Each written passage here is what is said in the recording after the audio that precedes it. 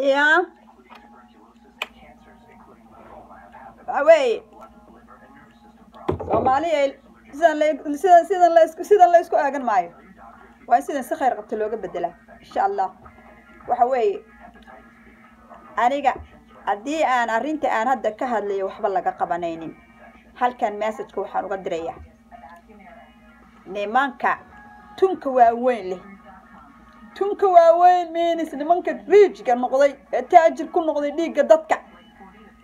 dhiiga dadka nimanka ku taajiray dhiiga dhulbahante especially dhiiga reer hagar iyo dhiiga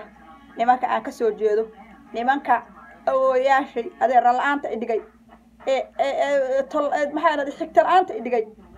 maanta hooyaday ku xidhan tahay qol cilla ah oo in adeer iyo walaal iyo ant iyo uncle toon aan haysan kitaabka quraanka ah ku baabi'iyay maantana kitaabka quraanka aan waxba loo ku qabanaynin oo beenta iyo khiyaanada iyo tuugada ninba meeshuu soo gaaro dacalka qabsanahay ninka dunna soo gaar naaska qabsanayo mid duu soo gaar lugta qabsanayo mid duu soo gaar garabka qabsanayo mid duu soo gaar dhagti ugu dhagahay kiisa